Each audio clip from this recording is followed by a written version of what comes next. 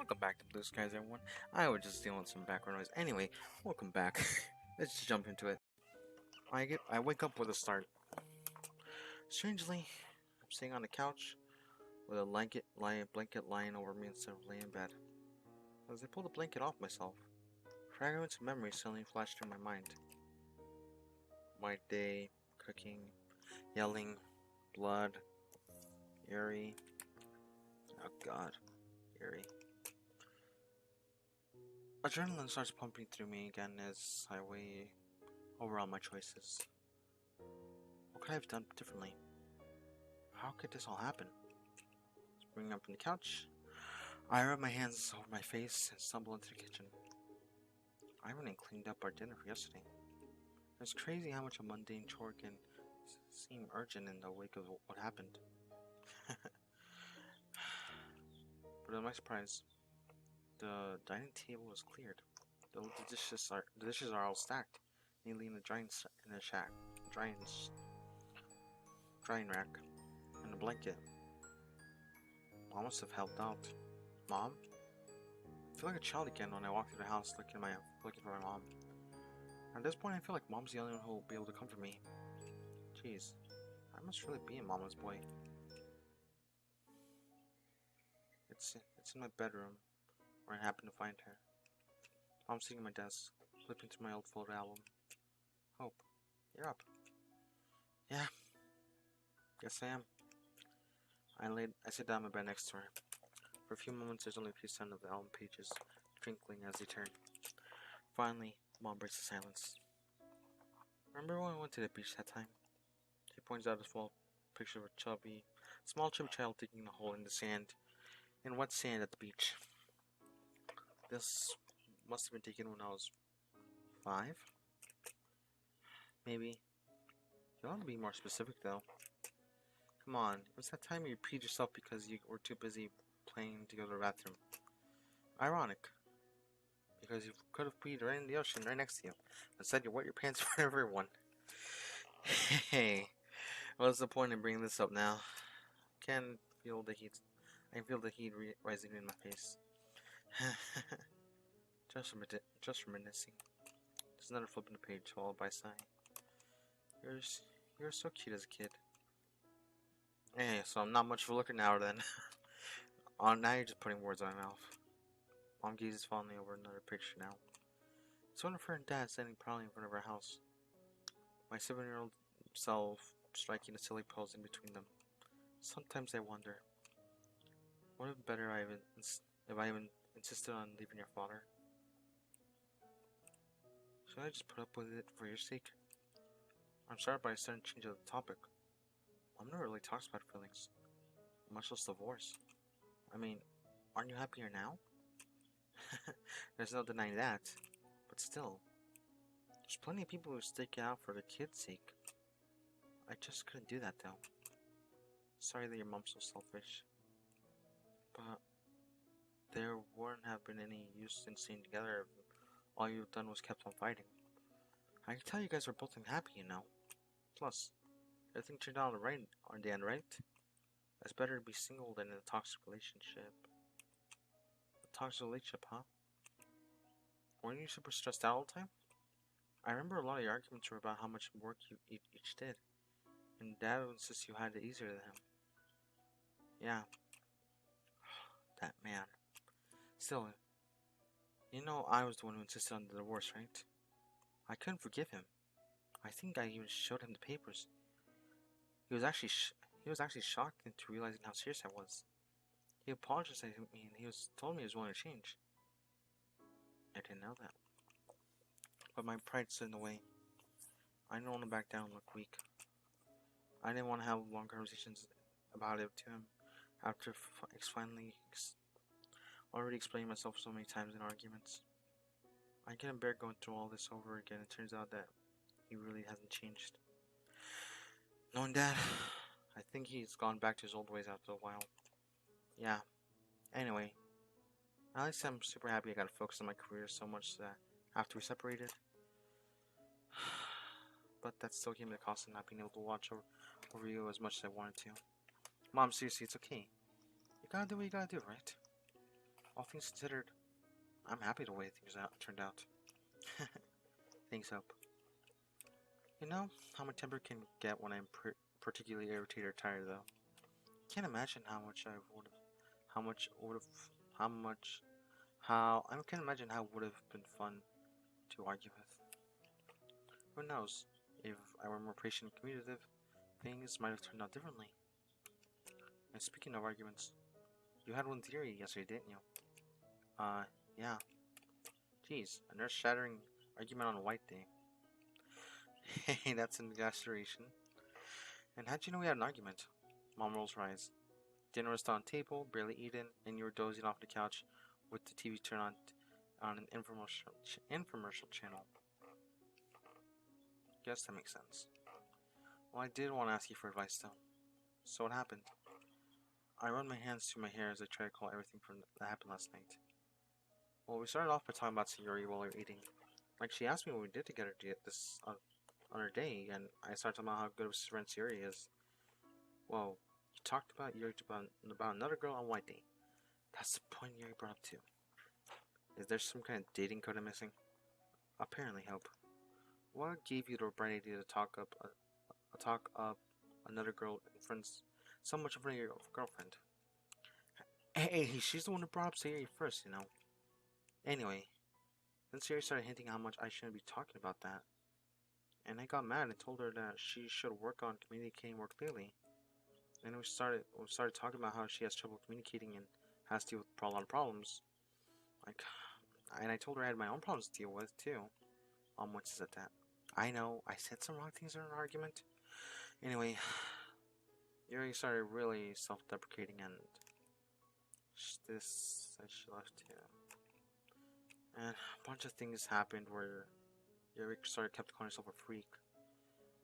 And I told her she should consider therapy, but she was really unrespectful to it. Once quiet for a few moments. I don't know if this is a good or bad idea sign. I'm sorry if somebody is beg, but I don't really want to reveal any secrets on Yuri's permission, you know. It's quite alright, hope I get it. Thanks. But honestly speaking, I think a good portion of my points were valid. I won't say I was in the right argument, but you know, someone once said that everything before the word but is BS. Hope you shouldn't be looking at it that way in the first place. Both of you should be working to solve your problems together. No putting yourselves against each other and trying to see who's right and who's wrong. That's true. I still can't believe that even happened. My brain keeps on going over and over things like I said. Different things I could have done. Everything that happened last night is just playing on repeat in my head. Now you know how I feel, huh? Maybe Mom actually opened up about the divorce for a reason. Here's a chance to not turn another version of me in your father, though. It's probably true that you have a point that Yuri should probably learn to communicate your problems more efficiently. Well, it sounds like she has some deep-rooted problems, and she won't be able to get over them as easily as like. The thing is, it seems like she hadn't been getting better, almost like she was cured or something. Mom shakes her head. If these problems are anything similar to what I'm thinking now, it'll take a lot more work to cure them. And even though I'm using the word cure, it may just be that problems go more into remission than anything. Or they might never fully go away at all. Also, I hope you didn't use that exact phrasing with her. No, I didn't. Good. I'm guessing you talked to her yet today? I haven't even brushed my teeth yet. Wait, were you planning to talk to her then? Well, I don't know. What does she want her space? Oh, communication is key. Look, I know it's going to be awkward and weird after everything that had just was said and done yesterday. But it's better to clear things up sooner or later, before misunderstandings crop up and negative thoughts and become conflated with reality. If you don't talk, how are you going to be able to apologize and solve your issues together?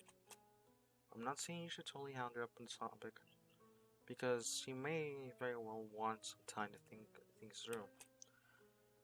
But you need to open up a dialogue with these things so that you can both know what you want, where you stand. That makes sense. Dreading talking to her though. There were so many harsh words thrown out last night. I don't really know how to face her. You won't know until you try it, right? I mean, I know it's gonna be awkward. Just talk to her, I hope. In fact, why don't you call her right now? Can I eat breakfast first? First of all, it's nearly noon. And secondly, no. But I didn't know she's gonna pick up. You don't think I called her right? You don't think I called her last night after she stormed off? Tensions were high at the moment, Hope. If she doesn't pick up now, then at least text her. I reluctantly pulled out my phone. What a surprise. No calls or messages back. Come on, Hope. I believe in you. Alright. I get it. I need a drink. Sorry.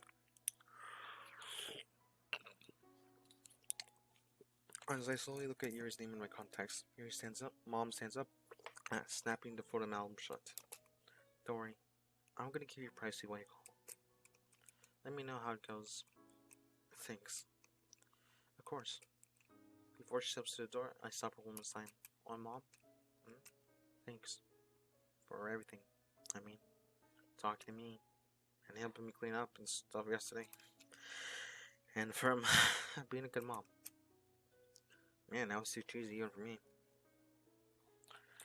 Her mom's bright smile elevates some of my embarrassment. It's all part of the job, Hope. With that, she shuts the door with a soft click. It's just me and my thoughts now, plus my phone. Gathering up the little courage I have remaining, I force myself to dial Yuri's number. The dial tone rings out faintly. It's the same as ever, indifferent to a turmoilous feeling within me.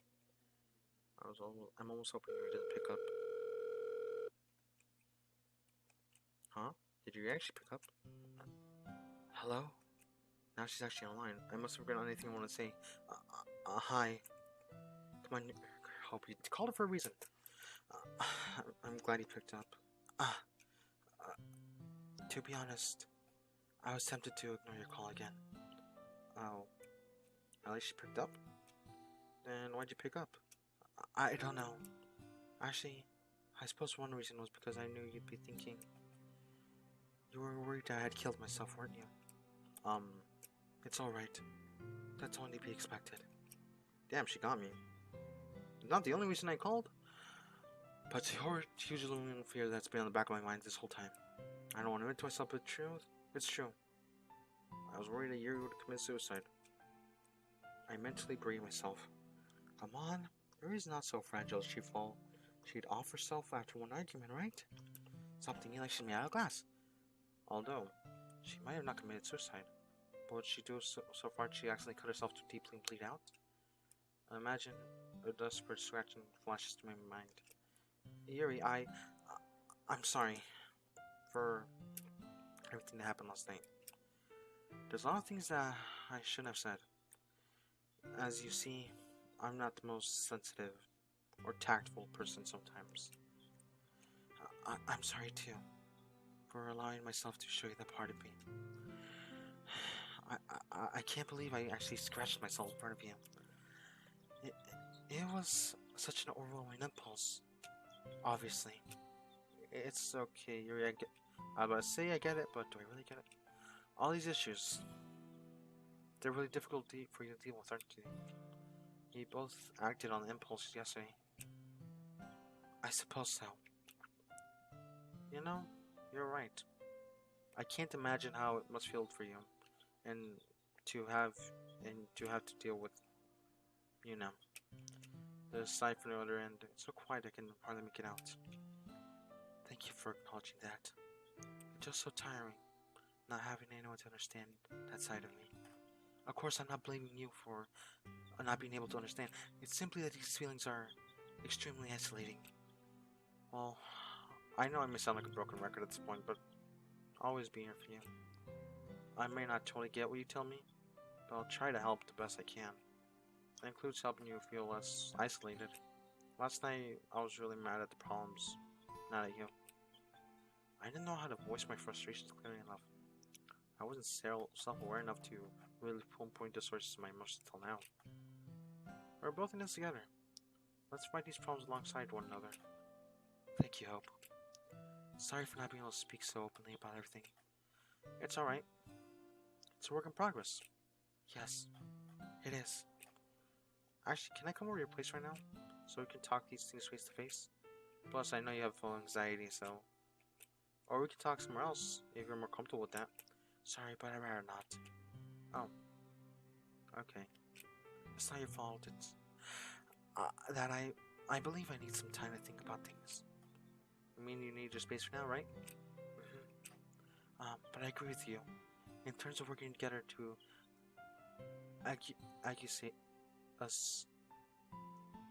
Associate these issues. Only, I need to put my thoughts in order first, before I can try explaining things to anyone. Sorry, I'm no good at speaking about these things unless I probably thought throughout my words. No, it's perfectly understandable. It's too much to hope that everything be fixed with one phone call. Doesn't happen all over. Yep, there definitely is. Thank you for taking the effort to call and make things right up. I don't know if I would have had the strength to do the same. Of course, I really care about Yuri. Don't forget that. I won't. Thank you for everything though, really. I'll see you at school on Monday then. I mentally sigh in relief. It's not like Yuri can't bear to see my face then. Sounds like a plan. If you'd like, we continue this conversation during lunch. I believe I'll be ready to talk by then. Are you sure? You don't have to force yourself. Yes. If I don't do it then, I'll never be able to do it. Okay. I just wouldn't want you to be uncomfortable talking about everything. Mind flashes back to Yuri talking about being a perfect girlfriend. Please trust me when I say I'd rather you wait until you're good at talking than force yourself to do so. You can't rush progress when it comes to these things, right? Yes, you definitely can't rush it. But I think I'll be able to talk about it. But in this case, if I do start having trouble speaking, I'll tell you. Okay. That's all I wanted to hear. Would you like to meet me at the roof during lunch then? That'll just fine. Plus, I don't have to worry about other streets dropping in our conversation. So, I guess that's it for now. Man, I always really bad in conversation. I always been bad in conversation on the phone. I suppose so. Again, thank you for calling help. Well, thank you for being receptive to me, even after our argument. It's only fair. After all, I stoked the flames just as much as you. Either way. You doing anything right now?